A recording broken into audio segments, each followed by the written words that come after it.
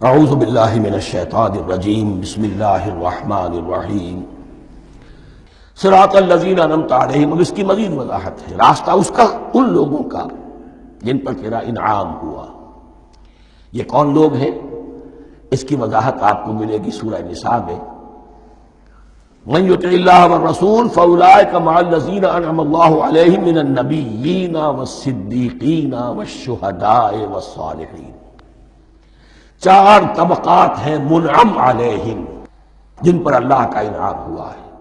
چوٹی پر انبیاء کرام، اس کے بعد صدیقین کرام، اس کے بعد شہداء عظام، اس کے بعد عام صالح مسلمان صالح ہو. یہ بیس لائن ہے. اس سے اوپر کا درجہ شہداء کا ہے، اس سے اوپر کا درجہ صدیقین کا ہے، اور پھر اس سے اوپر کا درجہ انبیاء کا ہے. انبیاء میں سے پھر وہ بھی ہوتے ہیں کہ جو اولو العزم میں من الرسل ہیں. لیکن یہ چار طبقات ہیں، ان کے راستے پر ہمیں چلا. غیر المغضوب علیہم ولا الضالین، جو مغضوب علیہم نہیں ہوئے، جن پر تیرا غضب نہیں ہوا. اور غضب ہوتا ہے ان پر کہ جو ہدایت کے واضح ہونے کے بعد ہدایت کو ترک کر دیں، وہ ہے مغضوب علیہم. جنہیں ہدایت مل گئی ہو، ہدایت کو پہچان لیا ہو، پھر اپنی شرارت نفس کی وجہ سے، اپنی نفسانیت کی وجہ سے، اپنے تکبر کی وجہ سے، اپنے حسد کی وجہ سے وہ اس حق کو رد کر دیں، اس کو ترک کر دیں. ان پر اللہ کا غضب آتا ہے. اور اس میں اس کی بہت بڑی مثال تاریخ کے اعتبار سے یہودی ہیں. اللہ نے انہیں ہدایت دی، کتابیں عطا کی، تورات، انجیل، زبور، سینکڑوں نبی ان میں مبعوث کیے. 1400 برس تک نبوت کا تار ٹوٹا ہی نہیں، مسلسل. ابتدا میں بھی 2 نبی، موسیٰ اور ہارون، اور اختتام پر بھی 2 نبی، عیسیٰ اور یحییٰ علیہ السلام. اور ان کے مابین کوئی لمحہ نہیں آیا ہے تاریخ بنی اسرائیل میں جبکہ کوئی نہ کوئی نبی موجود نہ ہو. لیکن انہوں نے اپنی شرارت نفس کی وجہ سے ہدایت تورات سے بھی منہ موڑا. اور پھر سب سے بڑی بات یہ کہ ہدایت محمدی سے، ہدایت قرآنی سے بھی صلی اللہ علیہ وسلم منہ موڑا. وہ ہے مغضوب علیہم ولا الضالین، اور نہ ہی گمراہ ہوئے. یہ لفظ جو آتا ہے عربی زبان میں گمراہ کا بھی ہے اور تلاش حق میں بھٹکنے والے کا بھی ہے. ایک وہ شخص ہے جس پر حق ابھی واضح نہیں ہوا، وہ تلاش میں ہے، اس کے لیے بھی ضال کا لفظ آئے گا. اسی طرح کوئی شخص کسی کے عشق اور محبت میں ایسا ہو جائے، دیوانہ ہو جائے، اس کو بھی ضال کہتے ہیں. یعنی اس کے اوپر جذبات کا اتنا غلبہ ہو گیا ہے کسی کی محبت اور عشق کی بنا پر. تو حضور کے لیے یہ لفظ آیا ہے وَوَجَدَكَ ضَالًّا فَهَدَىٰ. اور یہ تو سورۃ الضحیٰ ہے، اکثر بیشتر لوگوں کو یاد ہوگی.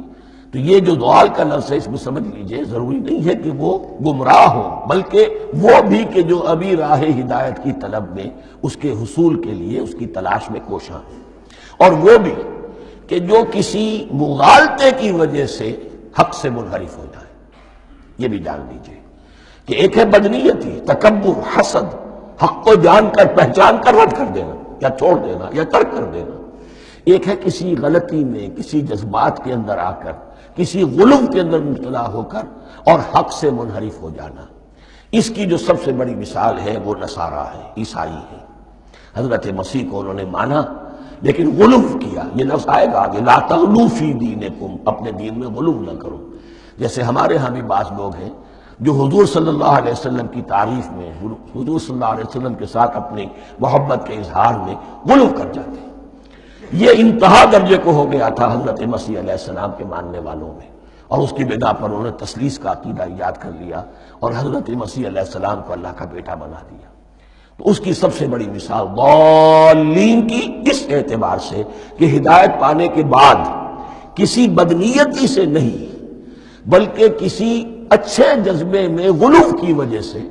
رسول سے محبت کرنا تو اچھا جذبہ ہے، لیکن یہ محبت بھی ایک حد میں رہنی چاہیے. غلو کرے گی تو ظاہر بات ہے کہ اس کے بعد وہ گمراہی کی طرف لے جائے گی. یہ ہے اس سورہ مبارکہ کا ترجمہ. اور اس کے بعد آخر میں آمین کہنا، یہ مسنون بھی ہے، کہنا چاہیے. البتہ اختلاف یہاں بھی صرف اتنا ہے کہ نماز میں جب آپ امام کے ساتھ ہیں، وہ اگر جہری قرات کر رہا ہے تو آیا اس کے بعد آپ کو بھی بالجہر کہنا ہے آمین یا نہیں کہنا؟ یہ اختلاف ہے، ان میں کوئی فرق واقع نہیں ہوتا، یہ چیز متفق علیہ کہ کہنا ہے آمین۔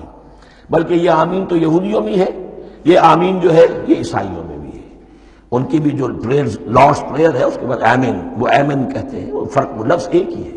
اس لیے کہ عبرانی زبان اور عربی زبان، یا تو ہم یہ کہہ سکتے ہیں کہ دونوں بہنیں ہیں، کوئی ایک مشترک زبان تھی ان کی ماں جس کی یہ دو بیٹیاں ہیں، اور یا یہ کہنا پڑے گا کہ عربی زبان کی ماں جو ہے وہ عبرانی زبان ہے۔ بہرحال بڑا قریبی رشتہ عربی کا اور عبرانی کا ہے، اس اعتبار سے وہ آمین۔